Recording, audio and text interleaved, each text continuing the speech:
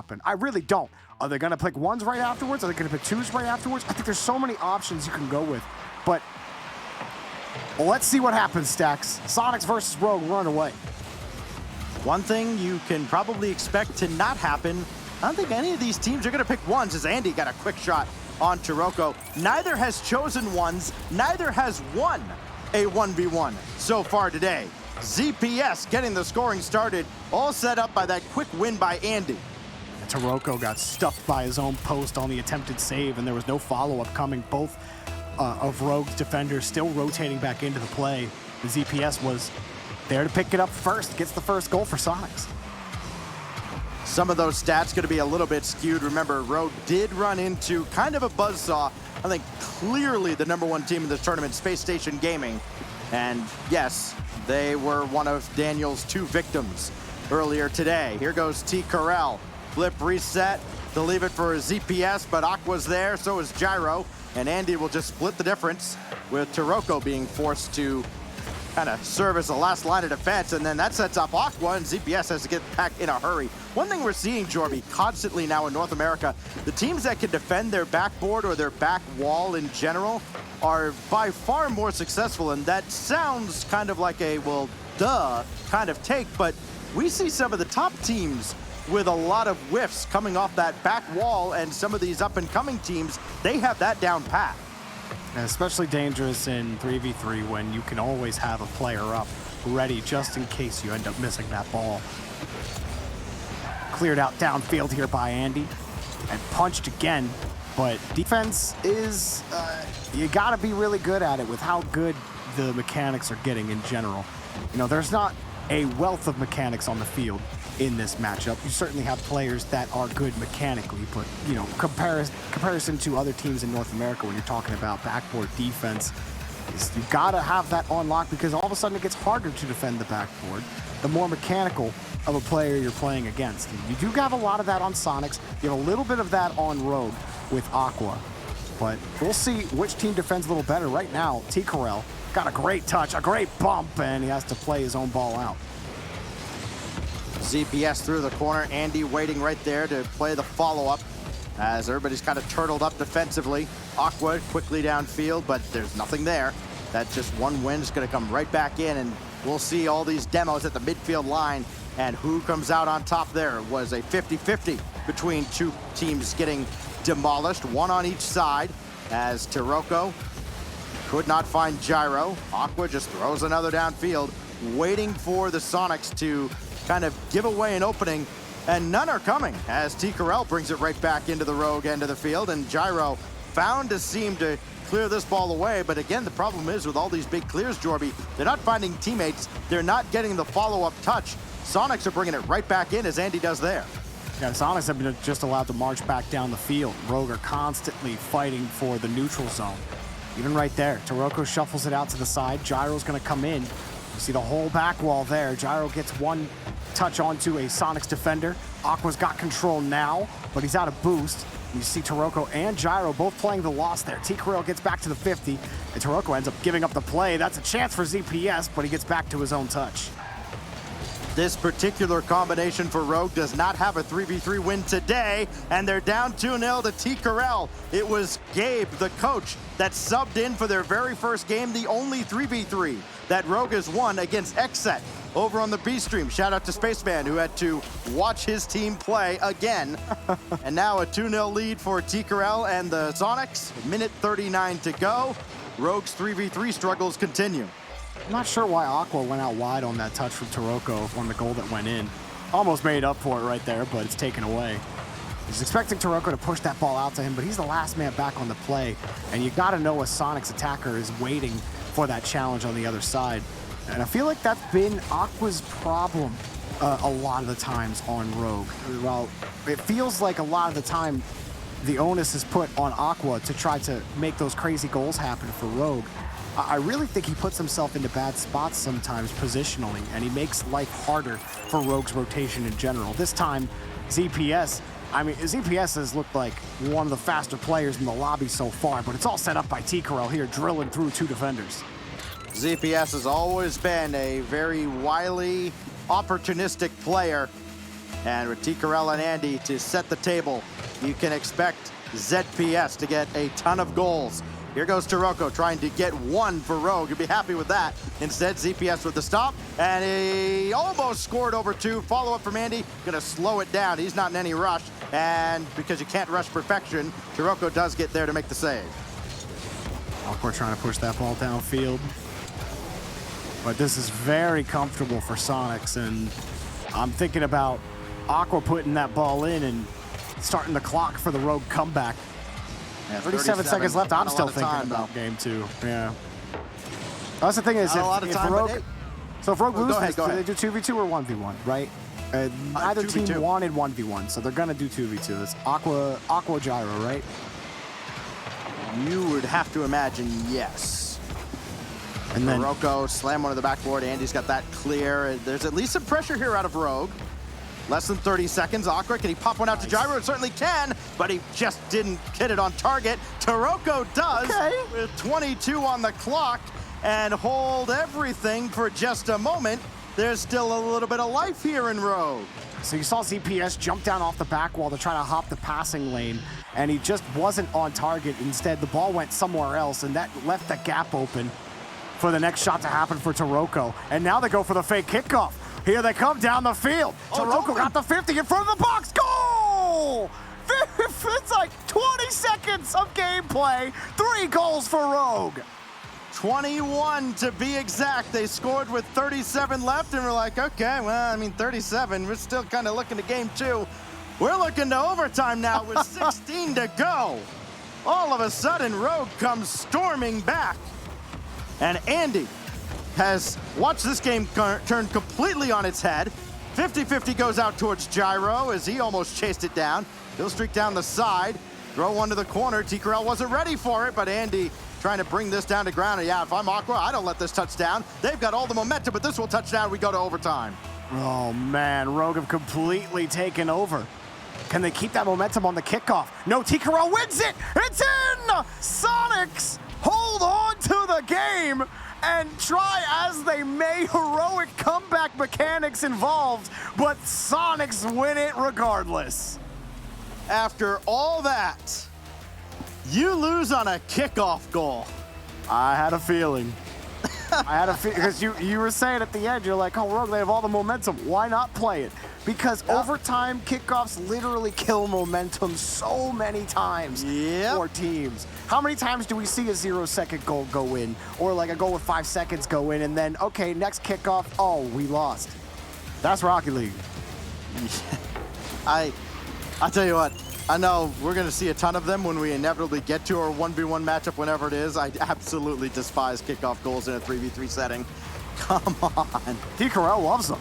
Oh, I'm sure. He absolutely does. A big fan. And to no surprise, look, Rogue has had a choice twice so far today on what format to go after a loss. Both times they've chosen 2v2, make it 3 for 3. They're going to go 2v2 again, so that 1v1, which I know both teams would love to avoid, will have to wait for game 3, and it could be a closeout opportunity if the Soniqs are victorious here. We know they're going to throw Andy.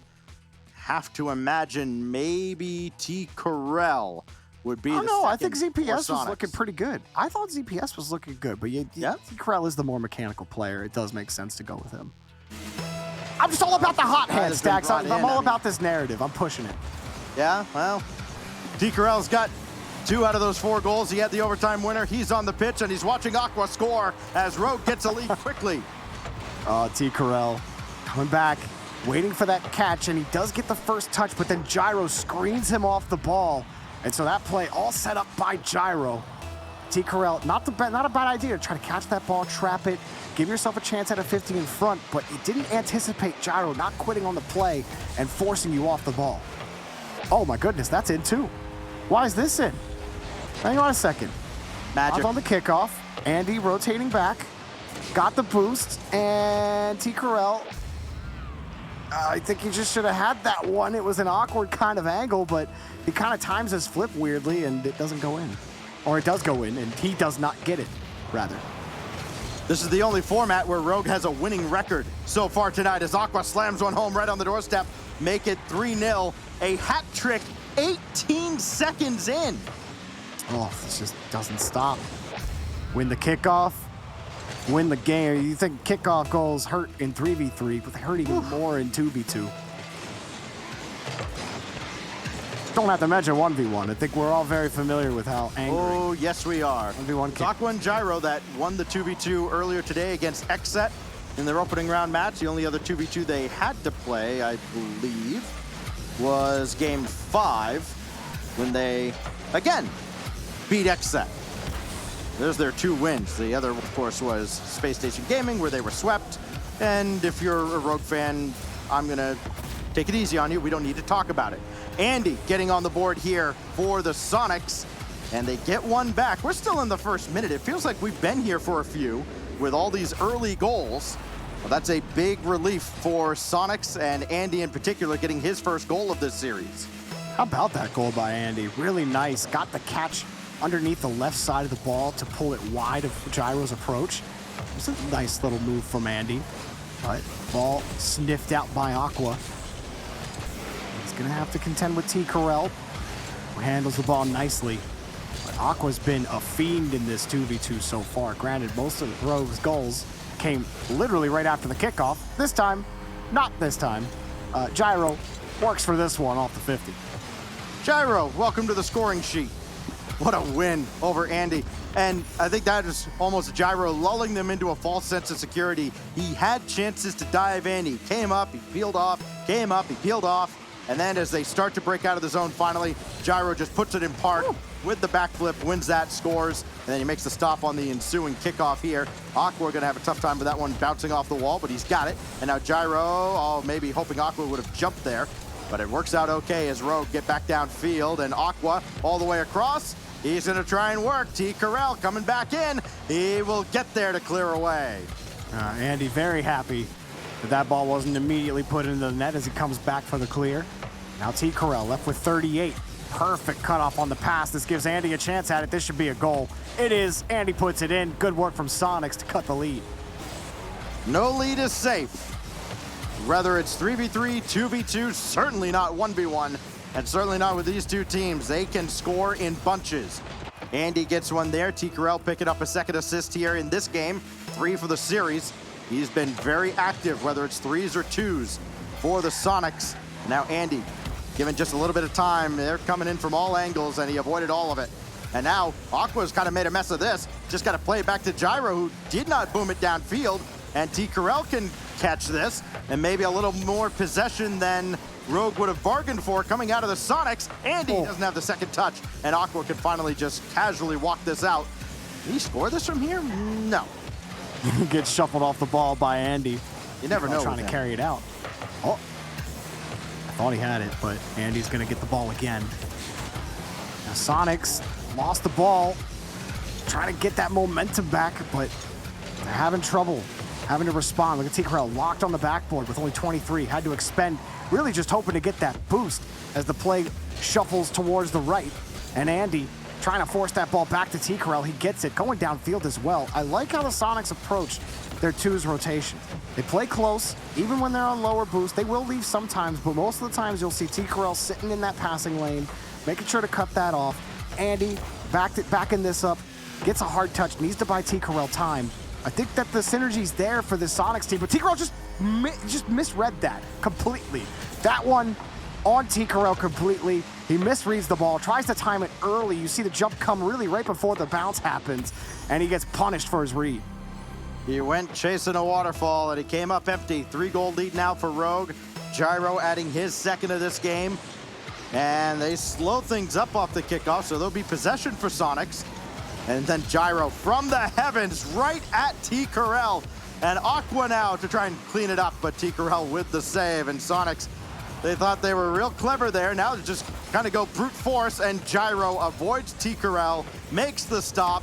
He may score this as well. T. Carell with him every step of the way. Well, Rogue, good for their 6th there, but Gyro almost getting it. T. Carell rolling around the whole back side of the pitch, even though you're down by 3, looking for midfield boost. Yep. And it finally comes, and I have to say, Stacks, you know one of my biggest pet peeves in Rocket League is watching pros just skip all the boost pads and go for corner and mid boosts. Like T. Carell literally just pretended as he puts that shot off. He just pretended like the entire middle of the field didn't exist, and he left Andy all by himself, just thinking that goal was going to go in when you had, at that time, it was about 1:40 left to go. And I'm just saying, those rotations have to be a little bit tighter. You can't get distracted by the shiny boost pads. Jorby, Corners. talk to my high school team for me. Because they won't listen to me when I tell them. Zach, RLCS pros don't even do this. There's RLCS pros do this all the time. Hundreds of boosts. You think your high school team? You think your high school team is gonna rotate for small boost pads if RLCS pros don't? I don't know what to tell you. Dream, can't I? Sonic could dream for a goal. Make it a 2-goal game, and he does. Beautiful from T. Corral. Finally gets the look he was looking for, if you will. Andy taking one player out of the pitch, and T. Corral getting on the backside of that ball. Even had his foot to boot. Excellent work. Does this look familiar, Jorby? 3-goal game, cut down to 2, 33 seconds left. A kickoff almost blew up in Soniqs' face, though, as Andy barely got to that ball. Here goes Aqua, can't stuff it home. 25 seconds for Andy. It worked out, hey, one less defender on the field, too, and now 2 less defenders. Gyro was taken out, but Aqua thought about the midfield boost. Instead, he'll just take the ball. Gyro has a sitter here. He didn't really get anything behind it. So there's still a chance. T. Corral, 7 seconds. Got to score right about now with a chance at a kickoff goal to tie, and they're not going to. Gyro with one more clear, and Rogue gets their 3rd win in a 2v2 today, and they tie up the series. And now you got to start thinking about who you're putting in 1v1. I think it's Andy Aqua. Battle of the... Yeah.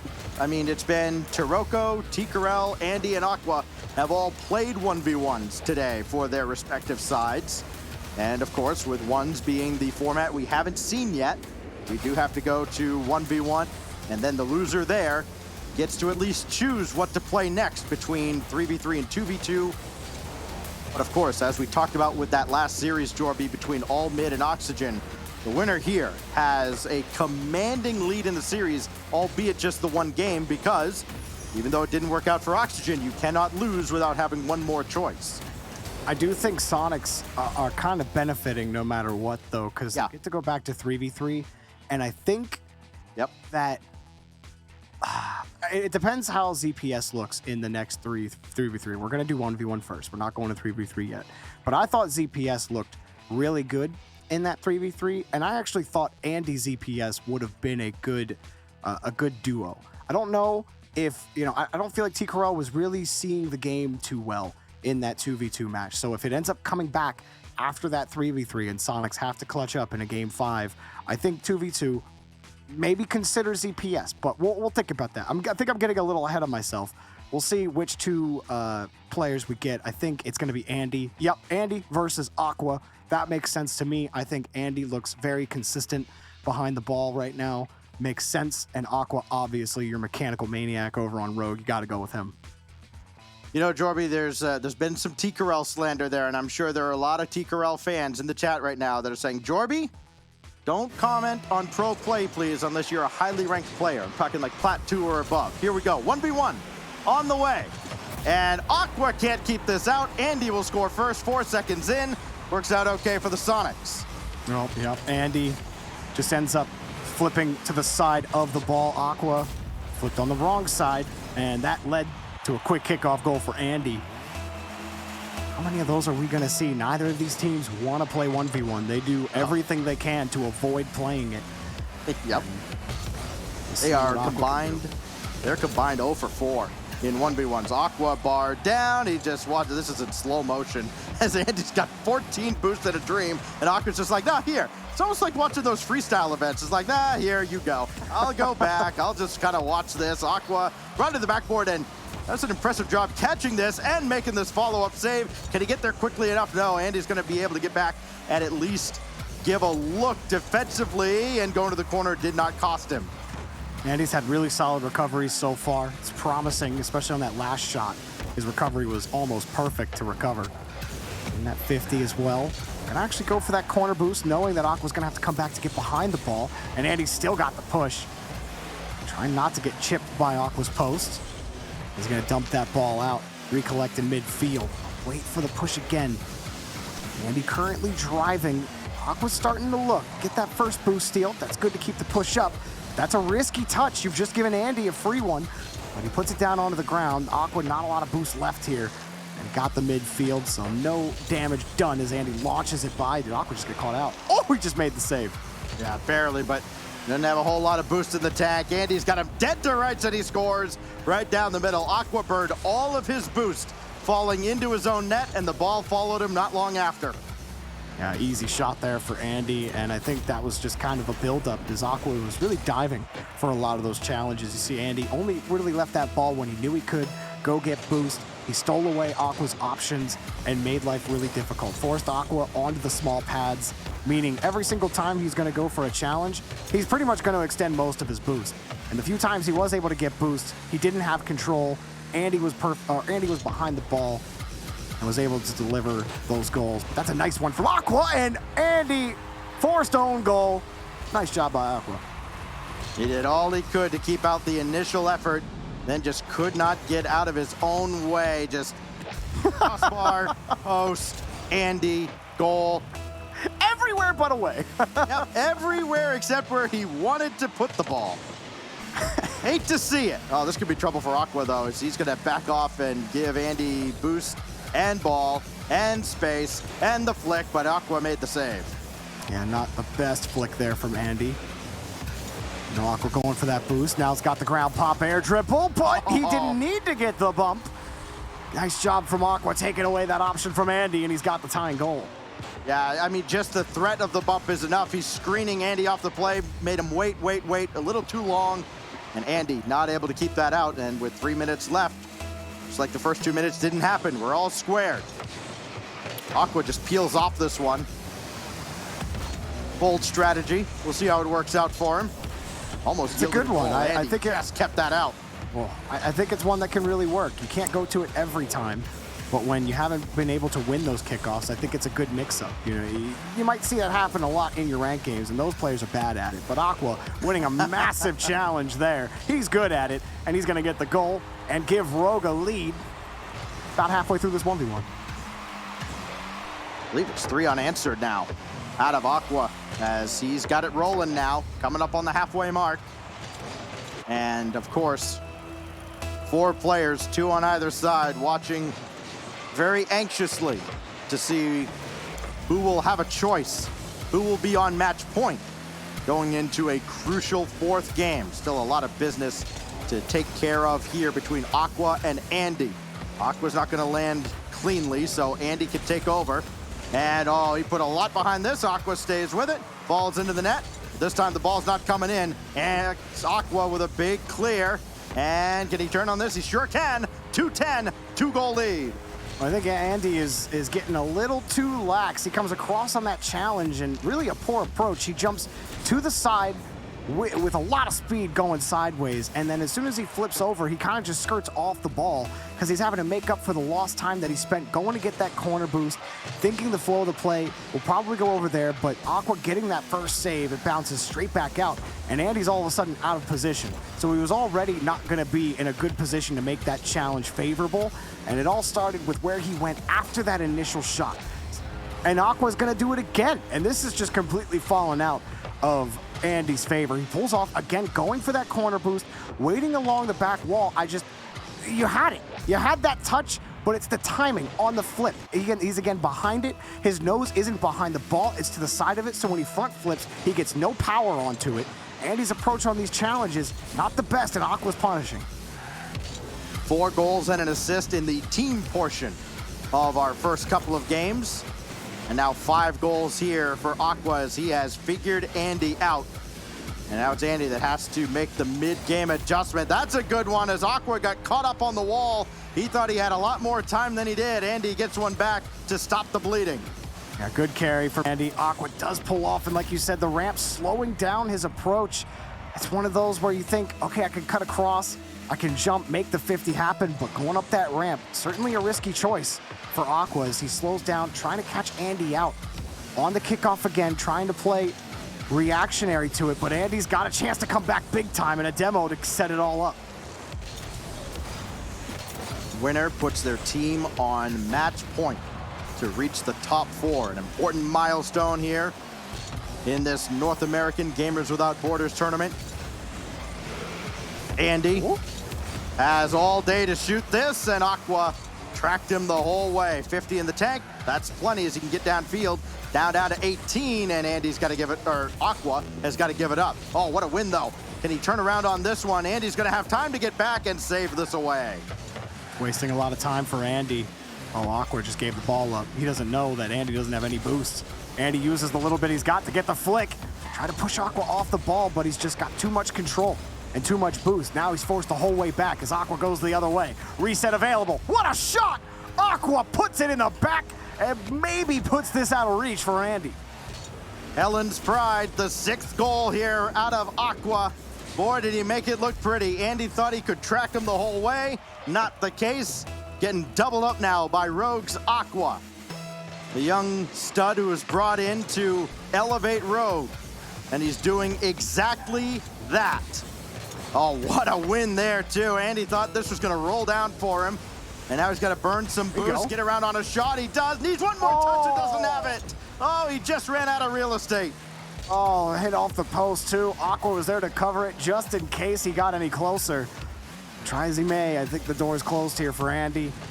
Only 10 seconds left. He could get a nice flick. It might look nice, but Aqua has really clutched up on the defense. Andy got a couple nice air dribbles, caught Aqua out on a couple of opportunities, but for the most part, I think Aqua really handled business nicely in this 1v1. We'll put Rogue up 2-1, and now where do we go? 2v2 stacks? You think that's what Soniqs want here, or are we going back to 3s? No, I think you want a 3v3. If you're Soniqs, you look at these two teams and where they are in this tournament. Soniqs are 4-1, including in this round in 3v3s. And they are 1v1 when they get to pick it. Andy has already called it out. He's not even going behind the scenes with admins or anything. He's just saying, let's go 3s. And that's a wise choice because you got a Rogue team that's 1-3, and their only one is with Corrupted G out there instead of Aqua. So, yeah, I think you absolutely have to go with 3s. You have to go with what gives you the best chance to get to a 5th game. And at that point, I think a 2v2 is kind of a toss-up. I think a 1v1 might be a toss-up because you saw what happened to Andy here with Aqua. Maybe you throw T. Corell up there if there's another 1v1 matchup. Soniqs are by no means out of this just yet. But it put them in a really, really tough spot. I actually think that while Rogue has never picked 1v1, if they end up losing this 3v3, I think it would behoove them to pick the 1v1 because Aqua looks pretty strong, and I don't know who you put in other than Andy. I think T-Corell will give you a similar performance that Andy would give, and I don't think ZPS is the answer either in 1v1. So if I'm Rogue and you're thinking ahead, you win this game, or rather you lose this game, then 1v1's in your back pocket. You already have the confidence in Aqua. You saw him play defense against Andy, who was probably the best who they could put out there. We'll see how this 3v3 goes. Rogue got a big chance here to head to Riyadh. It's going to be, I don't know what's going to happen. I really don't. This could go either way for me, Stacks. I asked the question during the last series between Oxygen and All Mid if we thought maybe that reality had set in, and that little added bit of pressure that you get to qualify for a LAN that has all that money on the line and the trip to the Kingdom of Saudi Arabia at the end of all of this. And I wonder if it's the same for these guys as Gyro skies one away, playing for charity here this week. But then there's a big payoff waiting at the end if either of them can get into the LAN over the summer. Aqua trying to get around Andy. That's going to go right back to Gyro. And T. Corell just waiting patiently for Aqua to take this away from him. Taroko downfield. Aqua's there. Almost got the redirect. Well, CPS turned it right back around to T. Corell, who wins the next touch. But there's not going to be a quick follow-up for the Soniqs. Aqua gets that touch off the ramp, and Rogue take the ball right back where I thought Soniqs were going to get a good, really a mini power play, if you will, with that T. Corell touch. But now Aqua's giving the ball back up. And it's typical Rogue Soniqs game where this happens. It's like, it's classic. I don't think you needed Soniqs in there. I think Spaceman would tell us it's a typical Rogue game. It's just Rogue. Rogue just put this on other teams. Wide there. And you saw what happened to Aqua, though, on the side. I mean, look, any player can relate. You just kind of try and get a maybe a wave dash of some kind coming off the wall, and you know that ramp just eats your jump. GPS cannot make the stop. He needed a GPS to track that from Taroko. 90 seconds gone by just about, and Rogue opens up the scoring in a game that could close this out. You know, ZPS looked like like one of those RTS pawns that lose their pathfinding halfway through trying to get to their destination. It's like, why are you going over there? I'm clicking over here. Defend the net. Poor ZPS. Oh, Great Gyro player. let this drop for Aqua, and ZPS hasn't had much go his way as he lost that challenge out. This will be boom downfield. Andy is there. Taroko waiting. T. Corral takes the shot. Andy was a decoy the whole time, and Rogue took the bait. Oh, Andy jumps up like he's looking like he's going for the redirect, but then turns off ball cam and barrels right around Aqua, forced him to avoid him. Brilliant idea there from Andy to switch it up. You'll love that. You see it, and it almost never works, but when it does, oh, it's a thing of beauty. And it's gonna be tilting too for the opposition. It's one of those goals that, you know, under the right mentality, or the wrong mentality in this case, could be worth more than just the single goal on the scoreboard. As ZPS now has something going, a big clear off of Gyro, and T. Corral is just gonna lean into one up top, and Taroko barely got a piece. Aqua shuts down Andy. That was dangerous for the Rogue defense, but they held tall. Now ZPS, try again, denied. Still got the ball. Andy's got a full tank. 50 skirts out over to ZPS, who kicks it hard. ZPS has got a chance. Lets it drop underneath on the 50. Aqua left on the back wall, and he's got the first touch. Gyro takes away T. Corral's option, but T. Corral, the demo, wants the pass on the far side. ZPS the whole way back in midfield, but he comes up, and the ball skirts away from him as Aqua moves down the field. Quick shot taken away by T. Corral. Oh, Taroko needed to get that first touch with ZPS bearing down on him from behind, and he did so. Imagine if Rogue can score from here. Not going to happen, as Andy lets that one go and will play the long game, trying to get this out of the zone. Only got as far as Aqua. There's ZPS tying it up in the corner. Corner boost available, taken by ZPS, so no starve out there. And a chance for ZPS to clear, and he does. So that's a missed opportunity for Rogue. Oh? Big opportunity for the Soniqs, but ZPS denied at point-blank range by Aqua, and that's given away by T. Corral. Down to Taroko for the lead. No, denied. It's Andy to the rescue. Oh, T. Corral, what a move. He's got who to beat still, and you can't fool Taroko on that play. Tried to drill that one underneath him, but Taroko gets there and bails him out. Oh, T. Corral always looks like he's on the verge of a transition attack, but then someone on Rogue is able to get in there, Stacks, and take the ball away. Thinking it's only a matter of time before the transition goal happens for Rogue. Soniqs have had some really good looks at the net. They have one really good goal to their name, but they still need one more. And here comes Taroko, back with Gyro. Actually, it's just Taroko, and can't pull through ZPS, as Soniqs got to play more defense. Hard touch from Gyro. Aqua in the air, pushes through, goal! Aqua comes through again, but it's Gyro that sets it all up. Aqua just underneath. T. Corral can't catch up. It feels like Soniqs have been overall the better 3v3 team. They had that big lead in game one. It evaporated in less than 20 seconds. And now Rogue have a chance to get their first win with this team comp in a threes game today. ZPS makes a heroic save. Got to get downfield though. Andy met with Taroko. Finally got around him. Trying a little slingshot play to get by. Didn't work out. Now Andy's got to steer this away, and he doesn't. So T. Corral hung out to dry against Aqua, and that race to the boost will leave one by Aqua. There is no boost right now at all for the Soniqs collectively. Finally, ZPS has some, but they've got to get out of this zone. Down to 12 seconds. Gyro just got it out to the side. That's a great play, not trying to take the shot. And now time wasting away again. Soniqs finally clear the zone, but Taroko puts it away. Rogue advances to tomorrow.